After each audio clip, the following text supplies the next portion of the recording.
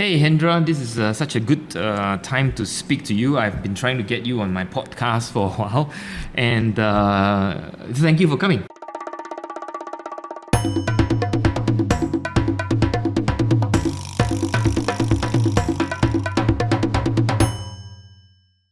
All right, thank you, Whee Teck. No, the pleasure is mine, really. Thank you for having me. Thank you. I think my audience will get a different sense because you are a photographer, and because I've got a global audience, so it'd be nice to get to know you, who you are, and then we can start sharing what are the thought process of creating images and so on, right? But again, Hendra, maybe the first question is if someone wants to know you, who is Hendra? Hendra Lauw. Who is Hendra Lauw? Okay. So by profession, I call myself now an outdoor and on-location family portrait photographer. Okay. That's basically my profession now. However, I like to call myself as a memory keeper.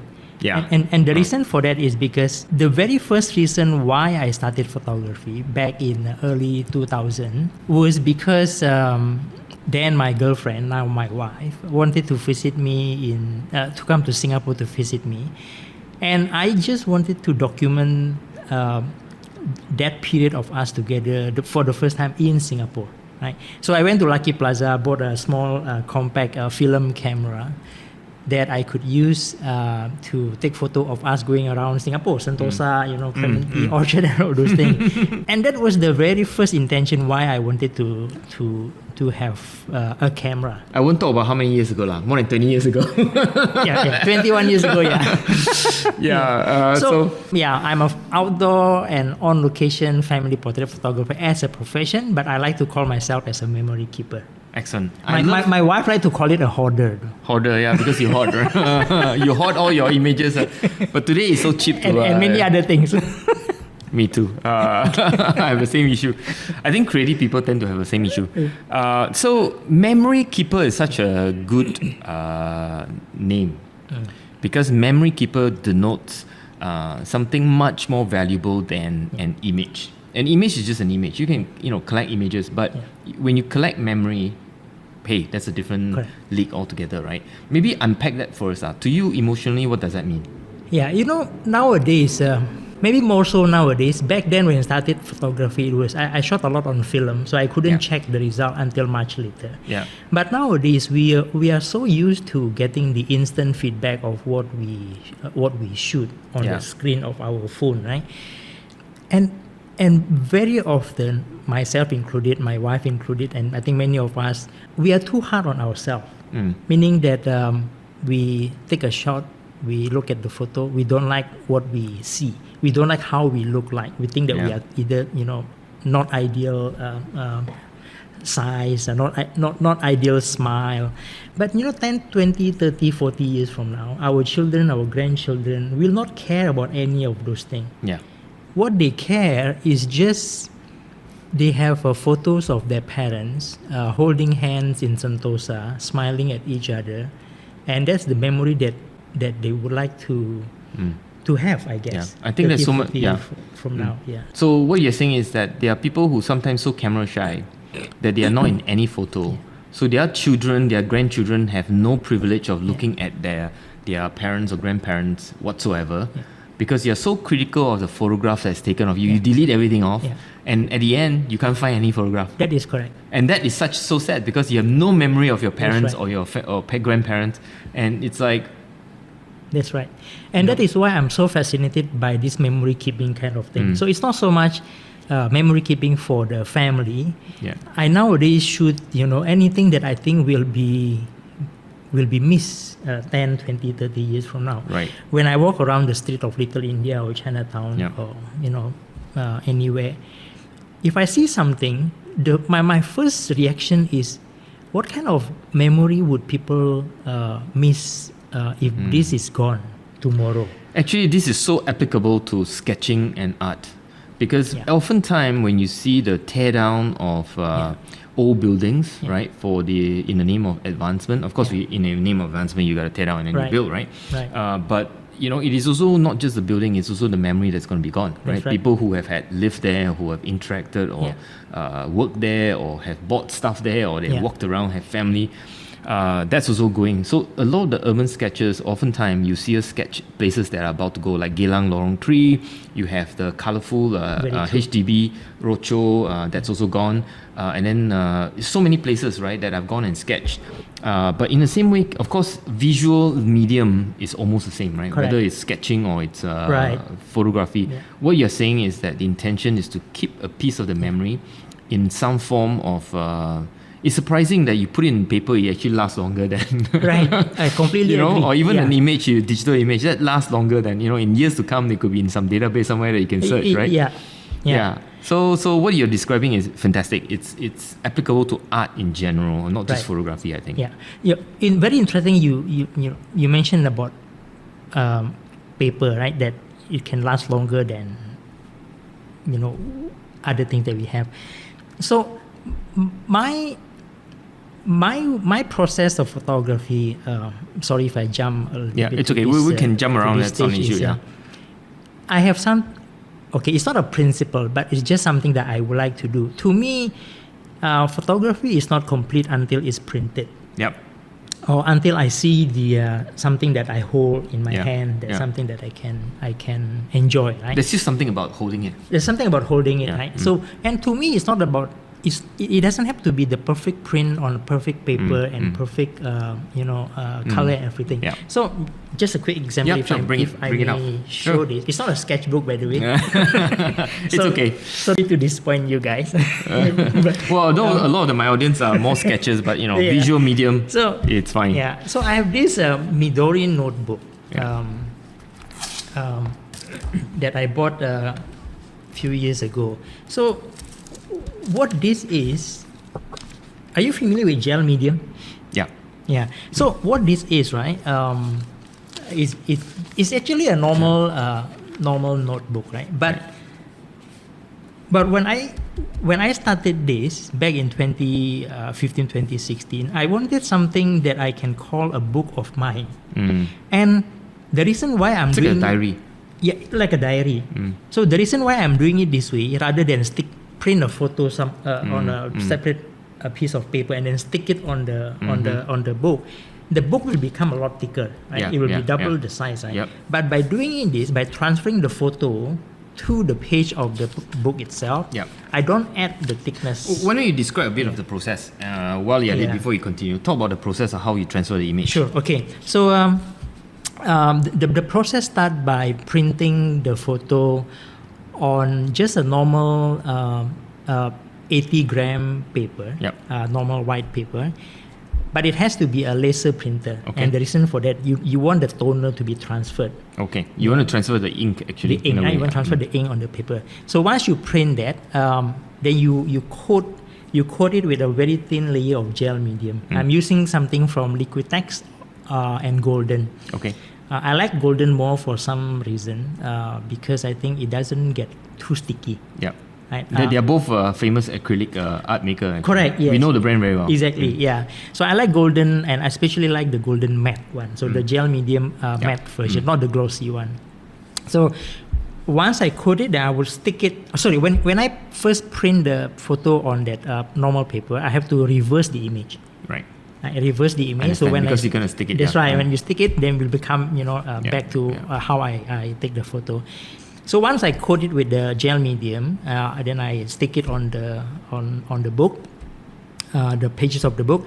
Then I have to leave it until it dries 24 hours. 24 hours. Yeah. I can use a hair dryer to make it faster, but I prefer not to. Right? So I leave it for 24 hours. So it's actually quite time consuming, which is why when I do this, most of them, I do it for 10 at one time, and then I leave it for 24 hours. Right. And then the next day, then I slowly rub off the gel, the white paper, right? Rub it off. Then the ink will be transferred to the pages. So let me rephrase that, right? You have a piece of paper, you put a gel, you print on it. After the gel has dried, right? Yes. Then you print on the paper first. Print on paper, and then you put a gel, and then you stick it. Correct. Okay. So then the gel will transfer the ink along with it, right? Yeah. But how do you tear the paper out? Okay. So the way you tie the paper, so you basically spray with a bit of water first, right, just to make it moist and make it softer. Then you slowly wrap it using your finger. So you destroy the paper. Destroy the paper. Then what comes out is just this. Come out is just this. Because the layer of gel will protect the image. Correct. Right? And you will have a okay. Then I like to write something, about the memory of that particular photo. Because it's actually a memory. A memory. Yeah. So. Beautiful. Thank you. So we will talk about the process. So we cut back to your story on the book. You want to show us some of your other work on that on the book? Yeah. So so this. Again, my wife and my daughter, September. This is my. Okay, so perfect. Yeah. So this is the photo of my wife and my daughter waiting at the bus stop when we were sending our daughter to a play date to her friends. It's amazing, an image can tell you so much. That's right. If I don't have this, you gotta remember what was that. I probably will not remember this existed. Right. The photo probably somewhere on my hard drive, but if I don't, it's not memory anymore. It's just an image. It's just a bits and bytes somewhere in your memory and computer. That is right. Yeah. So black and white. This is black and white. I shot this somewhere in Hougang because September 2016, Pokemon Go fever. Oh, so it's still big, but my daughter loved chasing around those. I remember the craze. There was like a whole bunch of people queuing somewhere. I'm like, why catching Pokemon? So she told me, Dad, let's go to Hougang. I forgot the block number, but I probably wrote it here. Block 401, Hougang Avenue 10. So because she said a lot of very rare monster there. So we went there and then she was trying, catching some monster on her memory. phone. Right? So it won't come back. It won't come back, definitely. It won't come back. And she doesn't play this anymore. My daughter still does though. Oh really? Okay. Yeah. But it was very strange because she was like, I haven't opened this app for a long time. There's one right here. But the fever was so much. Yakun. So this is actually Nanyang Old Coffee. Okay, I know where it is. Yes. So they have a very nice. In fact, just went there, took a lot of photos recently. There's fantastic museum, right? I actually like their bun and the kaya bun very much. The coffee is also fantastic. The coffee is very, very smells very good, very fragrant. The setting of the shop is also very cool. I like it. I'm sure you know what I mean. So excellent. Kreta Ayer Square, where they play chess, when they play chess. I've sketched this so many times. I know, I know exactly where you are. I saw that before, So when I do this, we take on the page of this book, I like to just combine it with some, wood that I stamp basically. So just a small wooden stamp, right? Right. And I used to have this small stamp of me, your name, my Chinese name. I seldom use it, but I like to. Well, I think those are all part of the rusticness of it. Part of the rusticness of it. It's very good. So. Excellent. Okay, good. So I'm sure we won't go through the whole thing, but it's an amazing memory that you have there, right? Amazing memory, yeah. And you're still working on it. I'm still working on it. Yes. Excellent. And this has been more than 10 years. In progress. Right. Okay. So we kind of know who you are, what kind of art you're doing, and so on. Maybe a little bit about the motivation, right?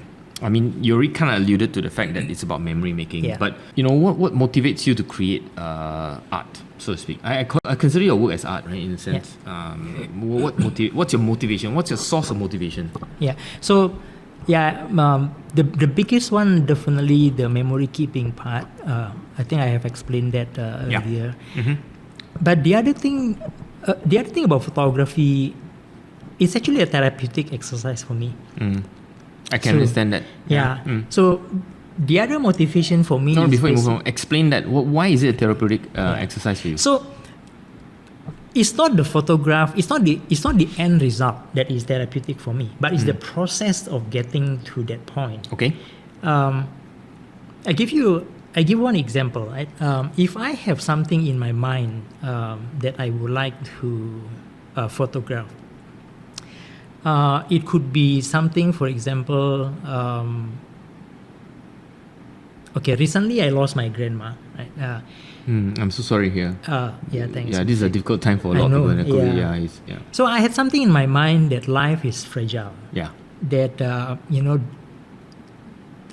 death, whether we like it or not, it's among us. It's a part of life. Yeah, it's a part of life, right? So I had that in my mind, but I don't have the photograph that I can I can keep that will. It's not that because I want to remember the death of my grandma, but because I just want to have a photograph that explain to me that yes, it's unavoidable.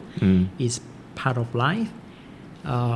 Whether we like it or not, especially now during this pandemic, right? I couldn't fly to be at the funeral. You're stuck here and then stuck here, right? So I walk around Botanic Garden and looking for something that I think would be representing what I have in my mind. And I kept looking around, stop, check, and then I saw this dead leaf. Hanging, from a branch. On a branch, right? And then around that leaf are all those fresh green leaf. Right? I was, I think this is what I have in my mind now, right? That death is part of life. It comes and go. Right? Some of the leaves are still very fresh green. Some are still very young leaf. Some are already old enough that you can see the imperfection, on the surface of the leaf. It's like people getting sick, It's life. It's life, right? In a way, so that's life in, that. Yeah. So that whole process is therapeutic for me. Okay. So it's looking for the image, looking for the world. Well, in fact, you're exploring the world. Yeah. Right? You're exploring the world, but you have kind of the image in your head that you haven't seen yet, but when Correct. you see it, it clicked. That's right. It's part of that.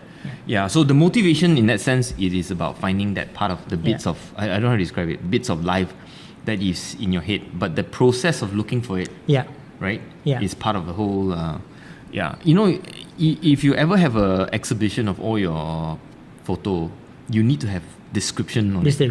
Because without which is just a photograph. I know image is 1,000 words, but having said that, having some brief description next to it always would tell a story. I completely agree. Completely agree. Yeah. Okay, so we talk about material, right? Your camera, I know you used to shoot with KB cameras, but in recent years, I know you have... tell us about your current set of material that you use, your camera set and whatever, and what motivates you to use whatever you're using today. So I have shot with probably almost any brand in the market, from Sony, Panasonic, Olympus, Nikon, Canon. You're a gadget freak. Fuji, a gadget freak, right? I mean, they don't make me a better photographer. But I had a lot of fun playing with them, right? They all have their strength and weakness. So I used to shoot with a big full frame Canon camera. Still excellent camera, by the way, but because of my back condition, so a few years ago I had slip discs on my upper back. So because of that, I wanted to change what I carried. I decided to change to a lighter system. That was when I decided to change to a mirrorless camera, and I chose smaller, lighter, better for your back. Better for my back, and I settled on Fuji. Right.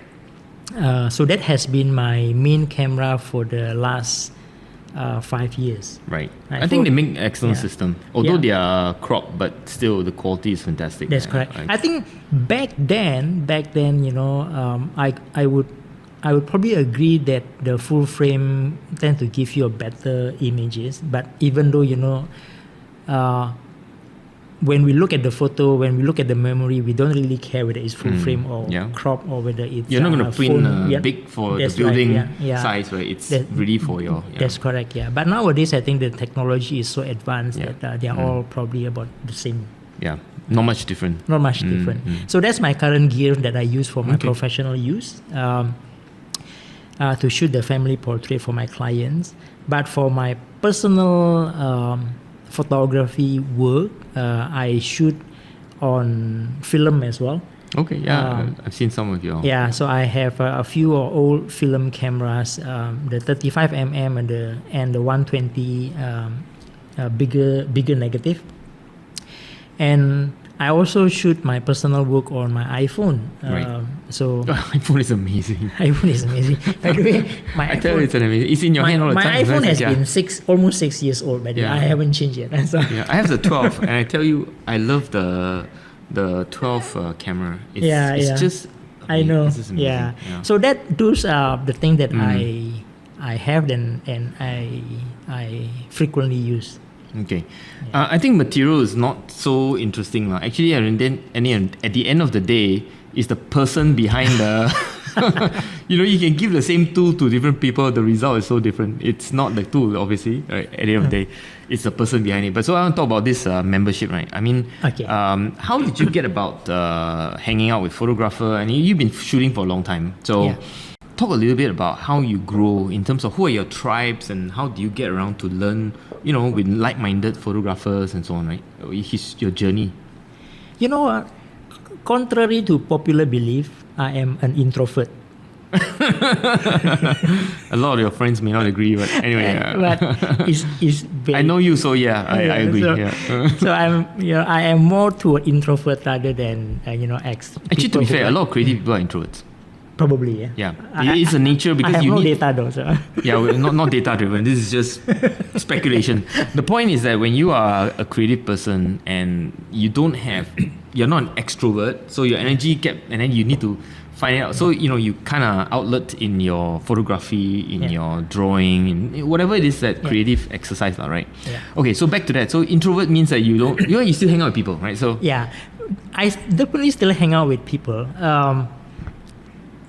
But I actually don't join any of the clubs or membership. Okay. Not because I don't like them, but I think mainly because of the nature of me. However, I like sharing very much. If people ask me how I shoot certain photo or where I took that photo, because some photographer can be very what do you call that? They don't say anything. They don't know, or they don't know how to say anything. They don't want to tell you where that so-called nice location. Yeah. But I'm gonna share. If people ask, I'm more than happy to share them. Right.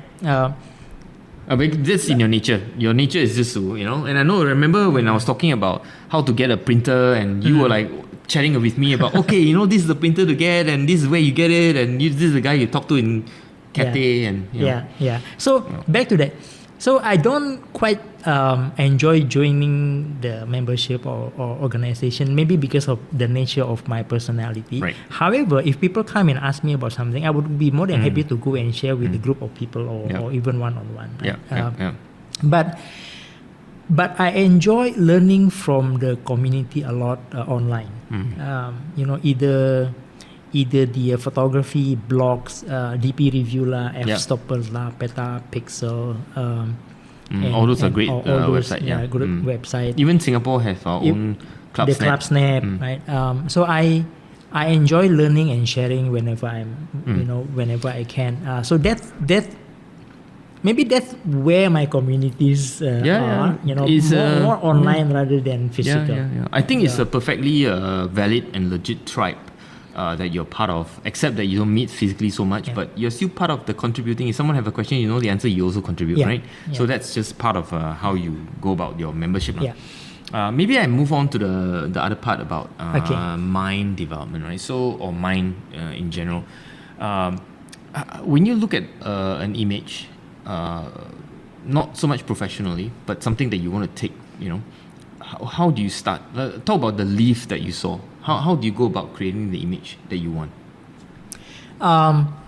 So once I find so-called the area that I would like to shoot, once I know this is the spot where all the elements that I would like to have in the photograph, then the next step for me is to compose it. Okay. And what goes to your head when you're thinking about composing? Yeah, so composing, I would usually start with the standard theory of composition, which is the rule of third. Okay.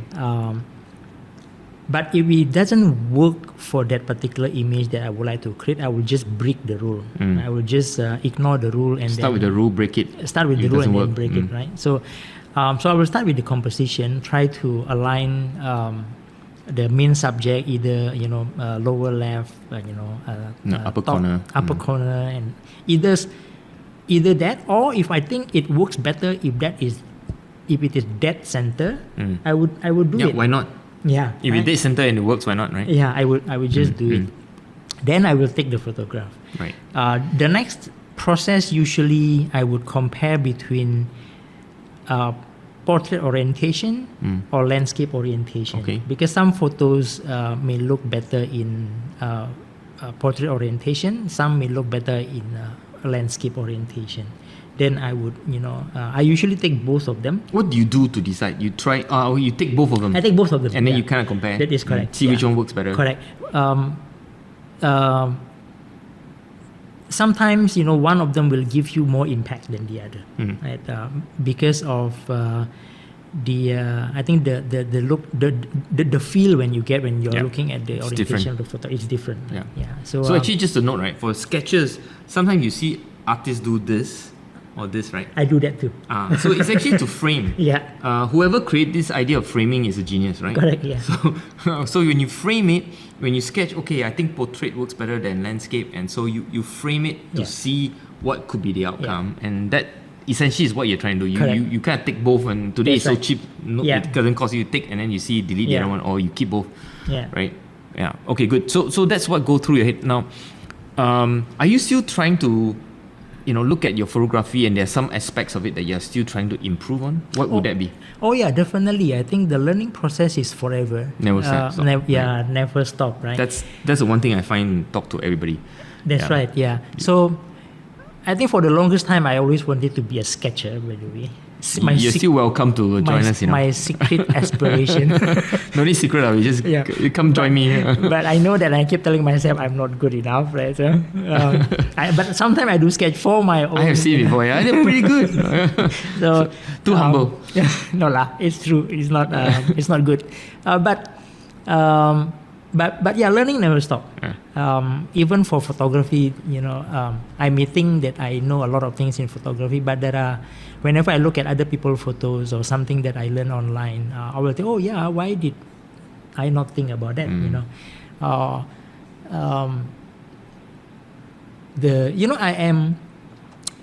I am usually a natural light photographer. Yeah. Right? So I depend a lot on the sun, the cloud, and the light from the nature. But recently, maybe the past 3-4 years, I started to play around more with studio lighting. Right. I don't have a studio, by the way. So, but I bought some studio lighting, and then I play with them at home. Right. That's another whole set of skills. Exactly. Lighting is correct. Yeah. Complicated. Yeah, it's actually very complicated. People may think that it's easier for you to shoot in a studio, but it's actually not. It's very complicated. Right, very complicated. So that's one area you're working on now. Trying to learn about it. Well, that opened up a whole vista for you though, as a professional photographer. I think, it may. Yeah.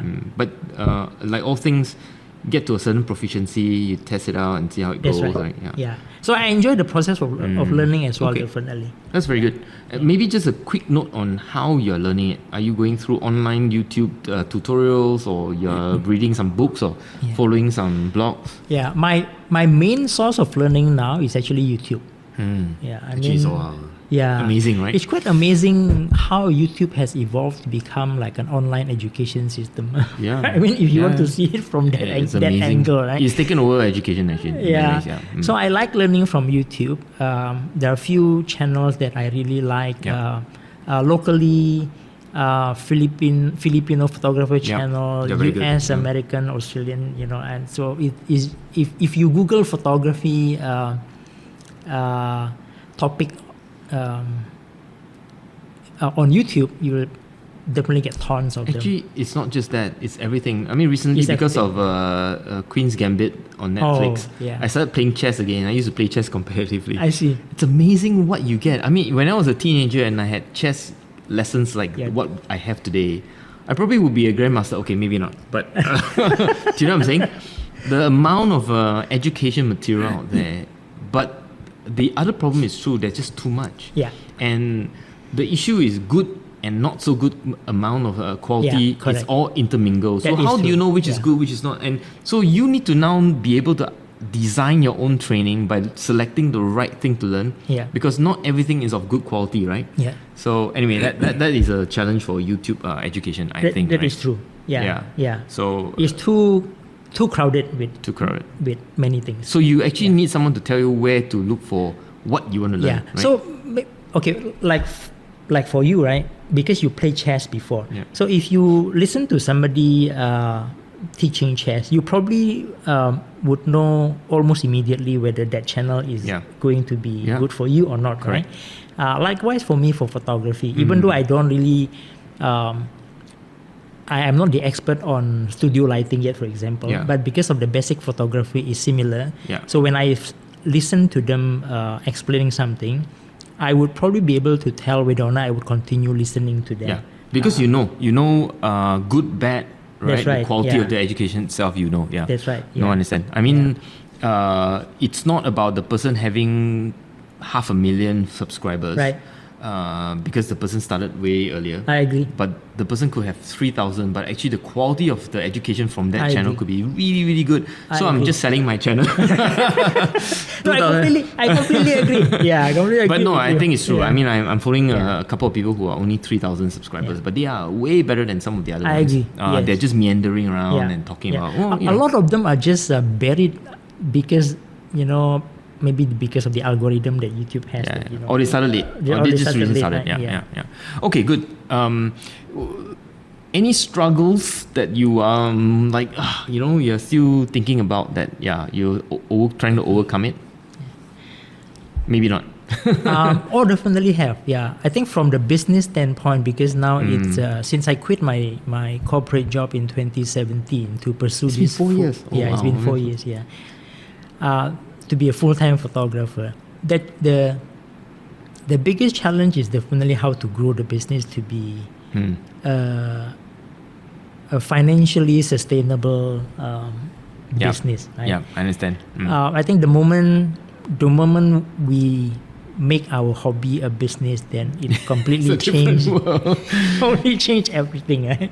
It's a completely different ball game. We should talk about this because there's so many artist sketches out there. They think that, I can do this for life. Well, you got to think about the business end. Well, there's one part about enjoying the art side of it, and the creative side is always very fun. But when you look at, for example, the business side, it's a different set of skills, right? Marketing, sales, closure, contract. Closure, exactly. Yeah. Those are all skills too. So it's not just like, if you want to make a living of it, it's a different story. Correct. Yeah. So for those creative out there who would like to make this a business, a job, your job, I think do not underestimate the need to be a good salesman, the need to be a good business person, the need to be a good marketing person, because if not, it will die. Yeah, you're not going to be able to make money off it. And correct. Unfortunately, we cannot live just by breathing the air. We all need food on the table, and I think food on the table. Yeah. So absolutely. So the struggle is on that front, where of course it's not so cool and sexy and fun because it is not the creative sort, but I think a lot of creative people struggle with this, right? Because they have the knack for creativity, but when it comes to business, they're like, That's right. But if you don't balance that, then very soon you can't even practice your art anymore because there's no source of income to sustain that, right? Yeah, don't be shy. I think don't be shy to tell people that yes, you are a creative person, you are a photographer, you are a sketcher, you are a painter, but don't be shy to tell them that this is my price. Yeah, for sure. Or this is how I should be compensated. I think because that unfortunately, how you will be able to survive. Actually, there's a lot of issues around there where a lot of artists are asked for pro bono. Yeah. And I think it's good collectively to say no pro bono whatsoever, right? After all, pay a fair wage for an artist, right? It is a work. We won't even go into the other discussions around essentials. Yeah. I mean, how essential it is to create memory. I think it's more essential than some other. Okay, let's not go there. But let's talk about this. Your strength. How do you see? What is your strength in terms of? If someone wants to hire you, and you have to sell it, you have 2 minutes to pitch. You say, okay, this is what you're buying me. What would that be? Okay, without trying to make it sound too salesy or too arrogant. That's not the intention. I think when people hire me, I think they hire me they hire the complete package of who I am. I am passionate about photography. I would do everything that that will help me to create a good photograph for them. And this will include if I have to spend money or my time checking out the location that I have never, shot at before, I would do so. Yeah. Right. Any corner of Singapore, I would go and check it out. Right. And by the way, by doing that, I have managed to find a number of cool locations in Singapore. So that's your secret sauce. So actually, I must say that. Yeah, just because I walk around and look for them. Right? We hired you a few times. So one of the time when they asked you to do in a neighborhood, you never shoot here. You actually got to know the Clementi Wood Park, really well, right? So that's just in the neighborhood. Yeah. So I attest to the fact that you actually do your homework. More than the homework, actually, you just don't show up and like figure out. You actually did your homework the day before or the week before, and then you come in prepared. Yeah. Like, okay, this is the angle, this is the lighting I want, this is the tree that I want you to stand behind, or the steps, whatever, right? So that's exactly what you're talking about. That you do your homework in a very serious way. It's professionalism, right? Yeah. And I don't want them to hire me. I don't want them to pay me their hard-earned money, and then I just go, anywhere that they choose, and then just shoot. Yeah. Right? Because I want them to be able to have the photograph that they are happy and they keep for many years to come. You never know, right? They may only be able to have the family shoot one every 5 years, for example. Yeah. Right? For whatever it's very reason, precious, right? And it will be very precious, for them. Not to make it too salesy and arrogant. I guess I think I'm passionate about it. I will make sure that I will do as if I would do it for my own family shoot. Yeah. Right. Yeah. Excellent. I give it my all.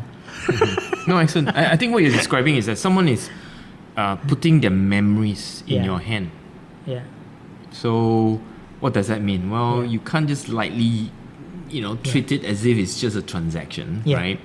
It has to be a little bit more than transaction. Yeah. You are a professional and you are trying to help them keep their memory. Yeah. So it takes the effort in that sense. So so I think it's fair. Yeah. So not yesterday. Sorry. On Saturday afternoon, I actually had a schedule for a family photo shoot at the Botanic Garden.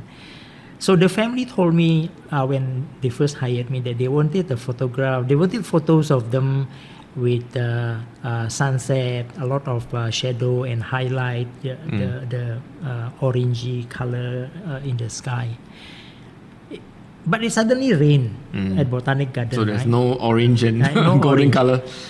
So while I was still on the way there, I messaged them. I said, while it is still possible for me to shoot because I think the rain will stop, but the effect that you wanted, not going to be there. Not going to be there, right?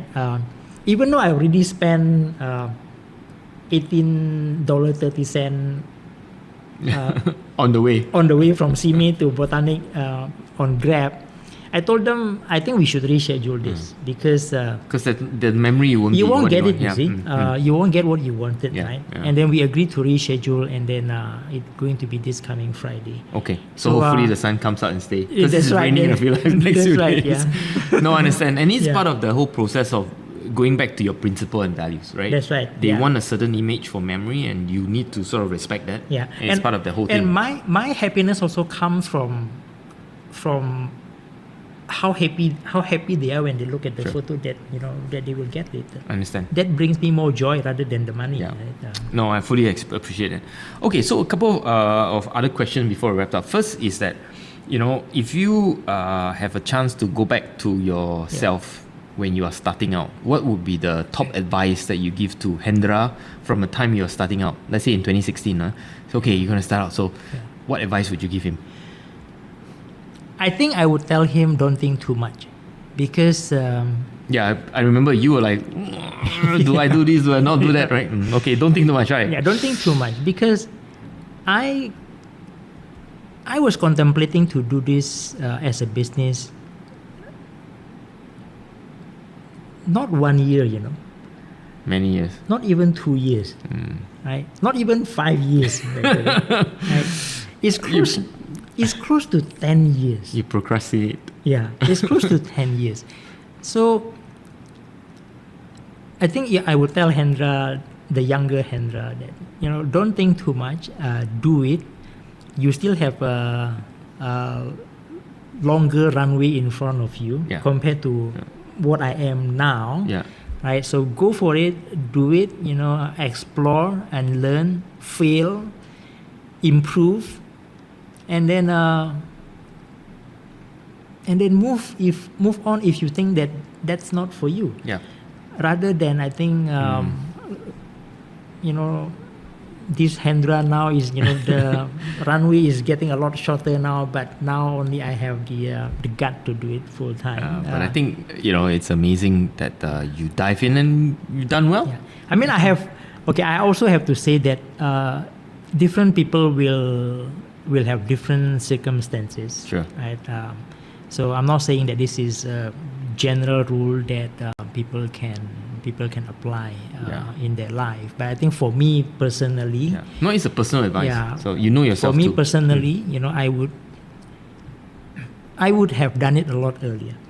Fair enough. I think would that's have pulled fair the enough. plug a lot earlier. And That's fair enough. So Yeah. and what else? I mean, Jam, yes. Anything else? Like anything on like learning or your material, your gadgets, or anything else on that? definitely to learn the art of business a lot earlier. The business part of it, right? Yeah, Sure. a lot earlier rather than later. Rather than think Sales, that marketing. sales marketing, that is really important. Yeah, I think I may claim that I have better photograph than other people, but if I don't have a good marketing and good sales, I am not going to be able to be more successful than Yeah, you other lose out. You photographers. lose out. I will definitely be losing to them, right? So definitely I will learn a lot more the business side of it a lot earlier, right? Good advice. Yeah. And actually that goes for all artists, right? Not just photographer, but I think artist, business, solo entrepreneur sort of a person, it applies, right? What advice would you give to the creatives out there today in terms of their running their business or and general advice? Okay. I actually learned this from you, by the way. So if I may, You can always quote me, it's fine. Yeah. So if I may reshare this to your audience, I think don't go low. Don't go low. Right? Don't go low. You may give discount. You may even give pro bono if you think that is something that you would like to to give. But your standard commercial term and condition should be where you think you are comfortable in terms of the amount of dollars and the time that you spend, and have that standard set of term and pricing, right? But don't publicly tell people that I am a $10 photographer. Yeah. I'm a You lowball. $20 photographer, right? One, it's not good for you. Second, it's not good for the industry. Yeah, it's terrible for the industry. It's terrible for the industry, right? So I think go high where you think Your market, right? Your market, You can give discount if you want to, especially when you are starting to build the business. But people know you as, let's say I'm just plucking a number from the air, that you are $1,000 photographer, but for the period of the next 6 months, I'm charging 500, for example, because you are building. They're getting value. You're getting the value. They're getting value. So, and don't be too shy about it. I think. You're running a business. You need to feed your family. That is correct. So I think that is one thing that I would like to reshare, something that I actually learned from you. No, I don't make money off art, but I think quite hard for a lot of my friends who are in this industry, not just in photography, but in art in general. And I keep telling them, don't lowball your prices. You are worth a certain, and if you feel there's a certain cause that you want to support, don't give it for free either, right? Especially in charity, there are charity who comes to you. I'd rather give money to charity cash and sell my art at market rate, right? Because then these two are separate. But people like to link them because they think art is free. But for artists who make art as a living, you really shouldn't ask them for freebie or charity. It's actually, to me, that's a terrible thing to ask for. Because what you're doing is you're asking the artist to lowball their price, and it's like even if you, let's say, do an auction and the price is very, very high, that's unrealistic for the artist to sustain. It's That's not right. something that is real, right? That's right. So don't ever do that. I know of artists who have, as a teenager, sell their art for $100,000, right? But when they come out after their art school, guess what? They can't sell 100,000. They have to sell 1,000. Do they want to sell? No. So guess what? The art career ends before it starts. Oh, Many of such cases, right?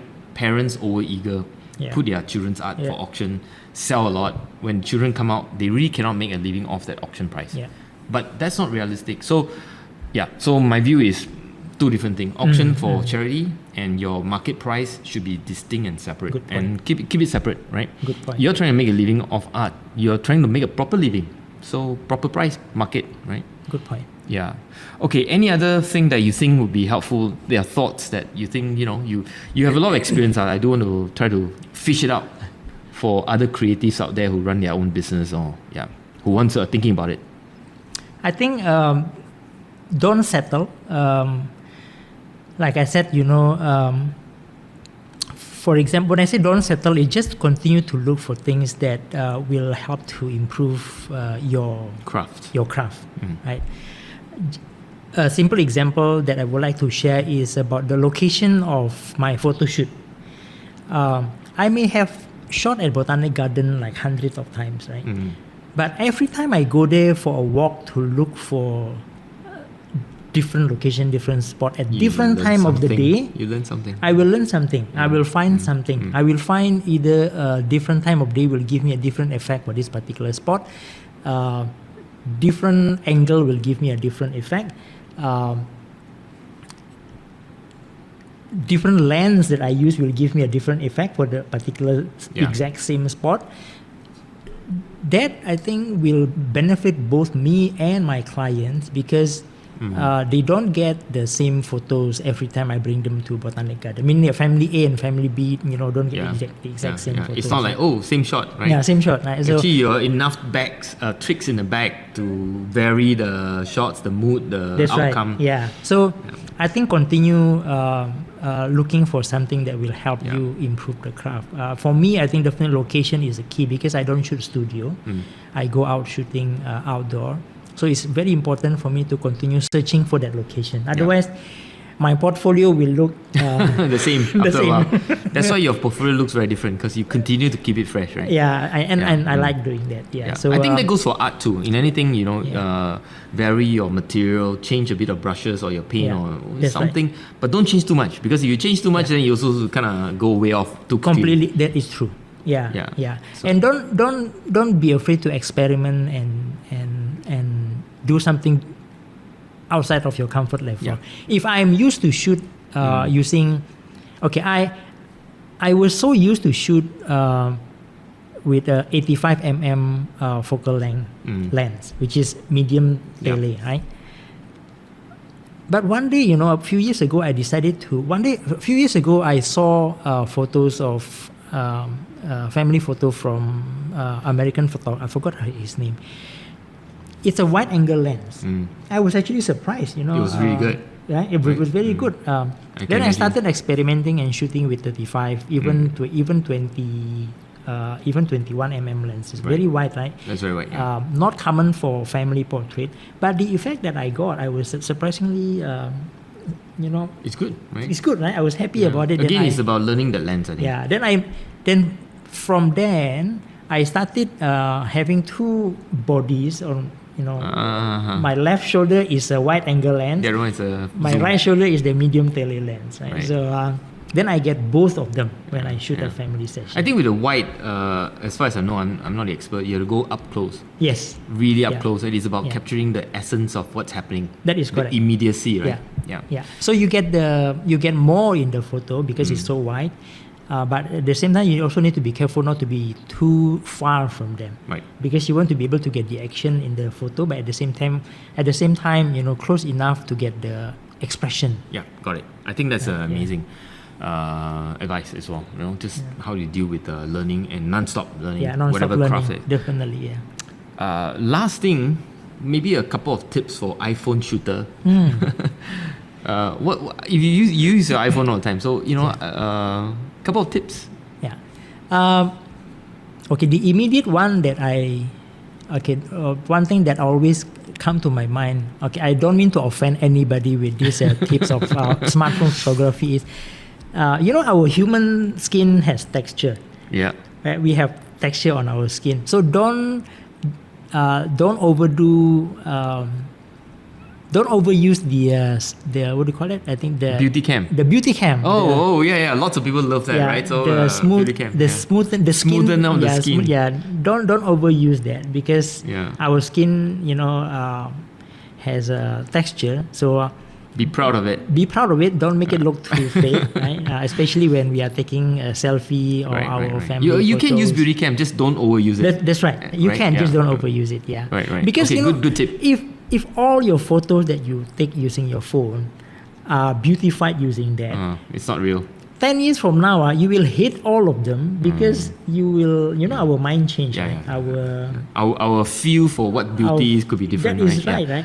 And you may end up like you deleting all those 1,000 photos that you. Yeah. Because it's not you actually. Right? It's a pity. It's AI-driven beauty. Yeah, exactly. It's not. Yeah. So don't overuse it. Got it. Good tip. Yeah. Second is, I think, it's so easy for us to take photo anywhere, anytime with the phone because that's what we have in the in our pocket. So just keep shooting. Just shoot and shoot and shoot. I think that's how I learned as well to be better. I think you also mentioned about 10,000 hours, 10,000 shots. 10,000 when hours, people start learning photograph in the old days, they say use a 50mm, don't change the lens, right? Yeah, I heard about just it too. Shoot 10,000 shots and learn to shoot in different lighting, composition, walk around, compose, point of view, up, down, right? Change the aperture, change the ISO, whatever, right? Yeah. But learn to shoot just one lens. Because once you master 150mm, the rest are about expanding the knowledge from there. Yeah. Right? Yeah. So, most of the smartphone have only one lens. I know that nowadays. 3. Yeah.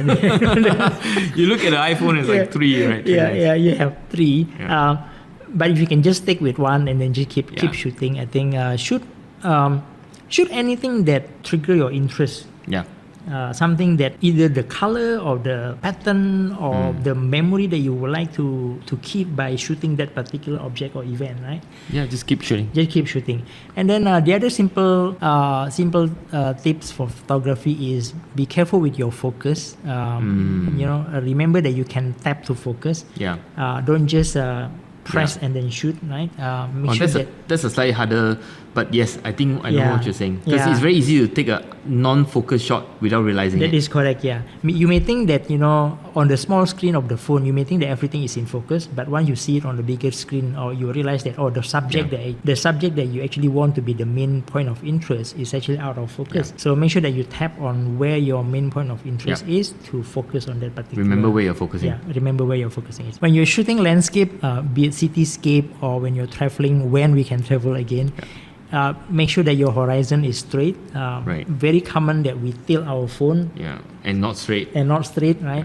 Yeah. So the world doesn't look that way. So the horizon is always straight. So be careful with that. Likewise for the vertical line as well.